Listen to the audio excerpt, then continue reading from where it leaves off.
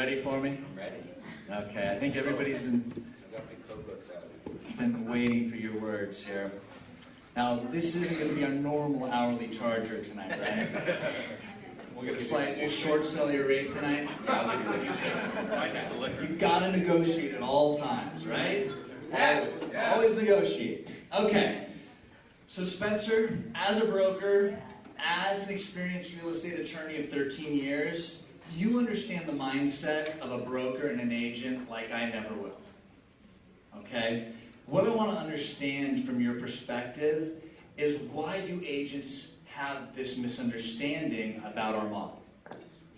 Well, I think in general, it was touched on by a number of people on the panel here. It's letters that have just recently come out by the commissioner of the DRE, other articles and publications that we hear about on TV and read about in the newspapers that sort of give this grim idea of short sales in general, any loss mitigation in fact, and that anybody trying to do anything in that realm must be doing it in a fraudulent manner.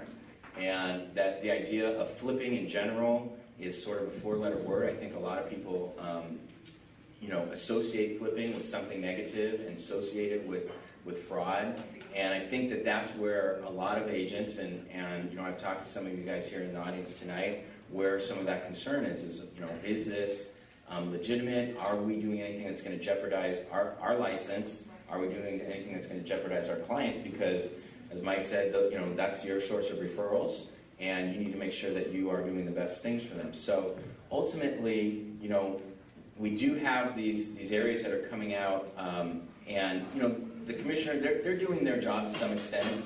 They are at least trying to let us know what it is that we need to look out for, and what are the gray areas, or not even the gray areas, what are the areas that we shouldn't delve into. But, what I can say for Short Sale Pros, and I wouldn't have come on board as your attorney or your broker and risk a couple of different licenses if we weren't making sure that we were kind of doing things on the right side of the road and not only following the guidelines, but frankly, in my opinion, sort of setting the guidelines. I mean, the DRE came out with a letter in September kind of giving an idea of what we shouldn't be doing, and we were handling things in the appropriate way before the letter came out, and so we're kind of trailblazing, and I think that we will continue to do that if we start seeing faults, if I happen to see things that I think we need to look out for based on new statutes or codes that come out, or just a newspaper article that we might see as something that became kind of a red flag, then we might have to change our policies, and we'll continue to do that, whether the DRE mandates it or not. That's the most important thing for all of us, is to make sure that we protect our licenses and to make sure that we're doing the best things that we can do for our clients. You really need to add something to that.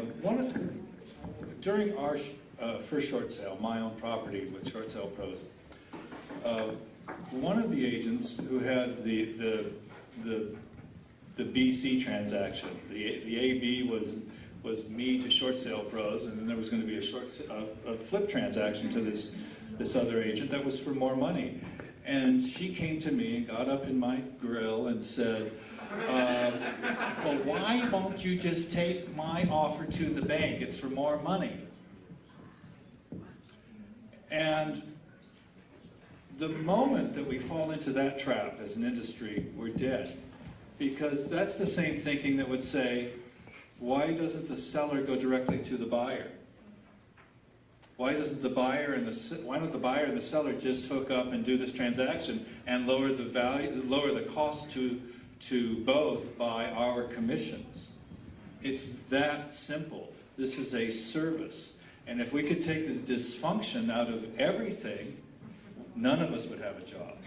I mean, we need that tension and those problems to validate our own work, because we have no value in this unless we can provide that service. And this shouldn't be looked at as anything more than a very highly technical service.